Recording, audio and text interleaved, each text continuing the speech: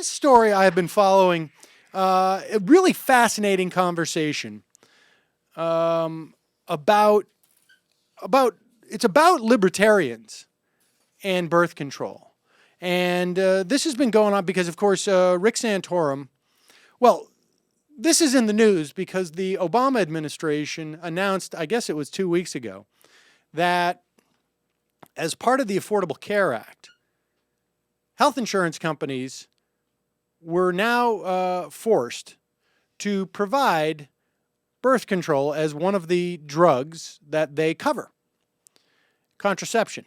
And this created a big outcry from religious organizations because although they are exempted from churches, if you employ people at your church or your temple or your strictly religious institution, you are exempt. If you are a religious organization and operate another type of institution, a hospital, a school, then you are obligated to, your insurance company is obligated to provide this. And the bishops didn't like this because it's against their conscience. And so the Obama administration forged a compromise wherein they would not have to pay for it.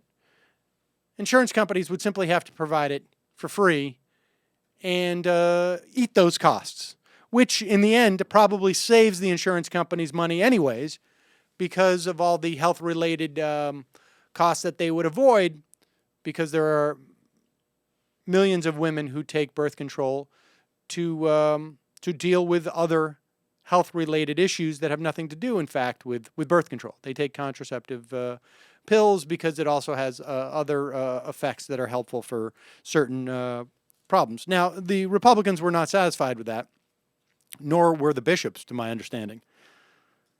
And they are now saying that all businesses, Republicans, are pushing a bill that would allow all employers and insurance companies to pick and choose what they're going to offer in terms of prescription care based upon their moral convictions. So, if you, let's say, don't like fat people and they need some drugs to deal with obesity problems, or then you could just simply deny them based on that. If you don't think that anybody should be taking any type of medicine,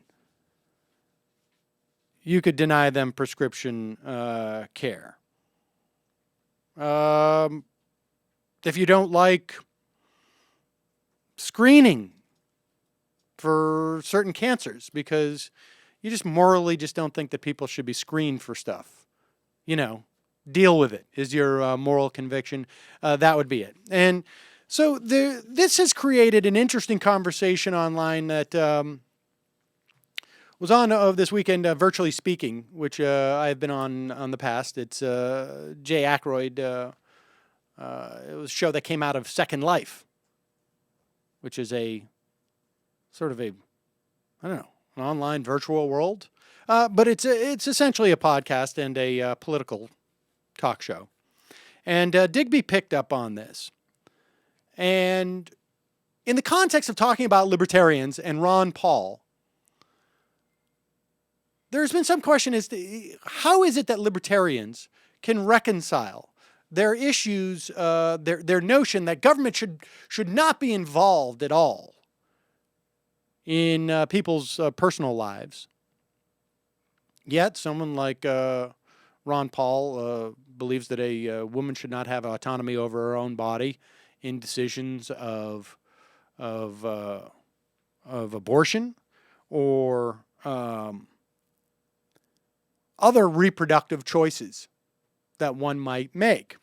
And Digby, I guess, had this conversation with Corey Robin, who was on this program, who was talking about the conservative ideology. We had him on this program to talk about his book, and the idea that the conservative ideology, of course, puts private property and a system where property rights trumps all. And so Mike Konzikel at Rortybaum was looked into Ludvig von Mises' writing to find the basis in which, in many respects, and we have talked about this, how this works with civil liberties and whatnot, the implications of having property rights über alles, if you will, as an organizing principle in society. We know, Rand Paul has said explicitly, and we know implicitly, many libertarians won't talk about this because they consider it settled law. Now, of course, abortion rights are not settled law in the mind of a libertarian because they want to still litigate that. However, the Civil Rights Act is settled law, so they try and avoid this question. But word up to a libertarian, if you owned a restaurant, it would be perfectly within your purview, though you serve white people, to deny, let's say, black people a seat at the counter. And then, of course, the market would take care of this, theoretically. People would just not go to your restaurant because they didn't like the fact that you didn't like black people and wouldn't serve them in the restaurant. And the marketplace would sort it all out. Ultimately, when you dig down into a libertarian philosophy, it essentially says those with money and power have a higher standing in society by virtue of the fact that they have money and power. And as we had, Andrew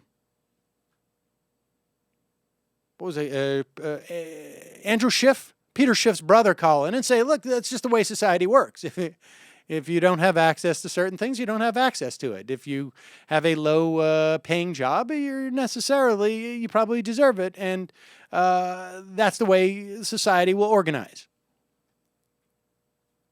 And if you can't afford healthcare, you can't afford healthcare. You know, that's just the way the ball bounces. If you die on the streets, you die on the streets. So Mike Konzikel at Rortybaum, on the suggestion of Corey Robin, dug into Ludvig von Mises, and specifically his 1922 book, Socialism, to look at this topic of free love and how it's so problematic. Now, what does free love mean? Free love means having sex without the cost of getting pregnant for a woman. For men, it's always free love. You understand that, right? Men always have free love, but women need essentially contraception to not have free love. Or I should say, to have free love. And Mises writes, this again from Rortybaum, proposals to transform the relations between the sexes have long gone hand in hand with plans for the socialization of the means of production. Marriage is to disappear along with private property. Free love also means that you can have sex without being married. Socialism promises not only welfare, wealth for all, but universal happiness in love as well. By making the wife, Konzikel says, by making the wife an equal of the husband, it is only a matter of time until the worker seeks to be the equal of the boss. And sex itself freely shared among consenting equals, how can we even maintain the idea of private property?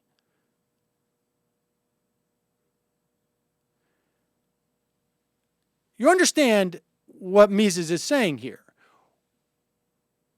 So far as, and this is a quote, so far as feminism seeks to adjust the legal position of a woman to that of man, so far as it seeks to offer her legal and economic freedom to develop and act in accordance with her inclinations, desires, and economic circumstances, so far it is nothing more than a branch of the great liberal movement which advocates peaceful and free evolution. When going beyond this, it attacks the institutions of social life under the impression that it will thus be able to remove the natural barriers. What are the natural barriers? That when man and woman fornicate, the woman gets pregnant. Mises sees this as a natural barrier that women just have to becoming economic equals with men. Because once you rid this natural barrier of them having to get pregnant and having to care for the baby, then what they can do is go out and earn money like a man. This is unnatural. So in the same way that free markets exist in nature, so too does a woman's, my word, handicap in the marketplace. And that handicap, of course, is that they could get pregnant and have a baby. Now, in nature, this is not a handicap for society. It's simply a handicap that a woman has in the context of the market. And he says this is a spiritual child of socialism, for it is a characteristic of socialism to discover in social institutions the origin of unalterable facts of nature, this being that a woman's role is to squeeze out babies and care for them, and to endeavor, he writes, by reforming these institutions, to reform nature. The socialistic society abolishes the economic dependence of woman, which results from the fact that woman is dependent on the income of her husband, writes Mises. Man and woman have the same economic rights and the same duties as far as motherhood does not demand special consideration for the woman. You see that? Public funds provide for the maintenance and education of the children, which are no longer the affair of the parents, but of society. Thus, the relations between the sexes are no longer influenced by social and economic conditions. This is problematic because, according to Mises, it is attempting to alter the unalterable facts of nature. He writes, just as the pseudo-democratic movement endeavors by decrees to efface natural and socially conditioned inequalities. That's just it, ladies. These are natural and socially conditioned inequalities. Live with it. Just as it wants to make the strong equal to the weak, the talented to the untalented. You see that? It's just, if you're untalented, you lose. And that's just the way it is. If you're weak, you lose. That's just the way it is. If you're a woman, you got to have babies and you got to take care of the kids. And that's just the way it is. These things cannot and should not be altered. So the radical wing of the women's movement seeks to make women the equal of men. But the difference between sexual character and sexual destiny can no more be decreed away than other inequalities of mankind. Deal with it, ladies. Deal with it, ladies. And so the debate goes on in this post by Rortybaum in the comment section. One commenter writes, well, no, Mises didn't have a problem with this. Because he wrote, with the spread and progress of capitalism, birth control becomes a universal practice. However, which implies, of course, that Mises accepts birth control as a legitimate device, I guess, that can be employed by women. But Corey Robin jumps into the comment sections and responds with another quote from Mises, which says, in the market economy, every individual is spontaneously intent upon not begetting children whom he could not rear without considerably lowering his family standard of life. In other words, birth control is legitimate if the man decides we can't afford any more kids. But if the woman uses birth control as a means in which to alter the facts of nature and allow her to be competitive in the market, that's problematic. Because it's just what nature decreed.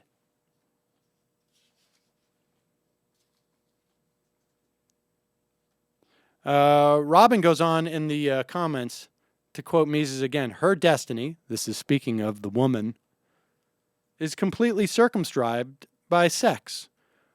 Woman must exhaust herself as lover and as mother in the service of the sexual instinct. Now look, I happen to agree with that part. It doesn't go over so well at home. But, and the stack of Mises books that I've left on Nikki's bedside table just seem to just go untouched. It is not marriage which keeps woman inwardly unfree, but the fact that her sexual character demands surrender to a man.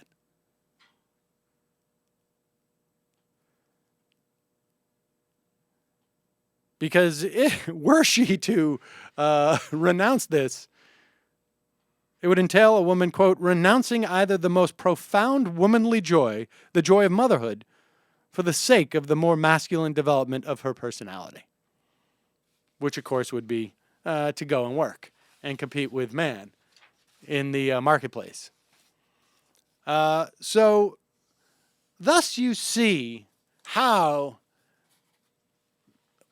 the libertarian philosophy essentially can bring itself to saying that there are certain unalterable things. You know, at the end of the day, we know what the libertarian philosophy is. It is simply a way in which to protect those who already have power. And our 40-minute interview with Corey Robin really lays this out, that the conservative philosophy, the conservative ideology, is one in which always seeks to maintain the status quo and merely reacts against any type of emancipation movement that crops up.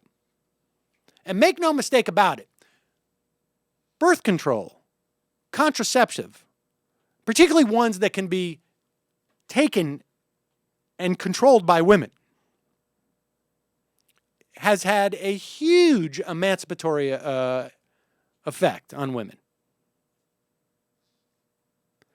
But to a libertarian, this is altering that which nature has decreed.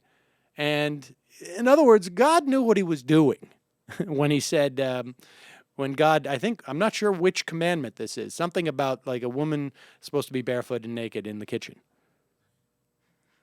And pregnant. And I don't know if that's the actual translation from the Sanskrit. I think in the Sanskrit it was by the hearth. Because I don't think they had kitchens at the time. It was just like, you got to be near the fire to be cooking that stuff.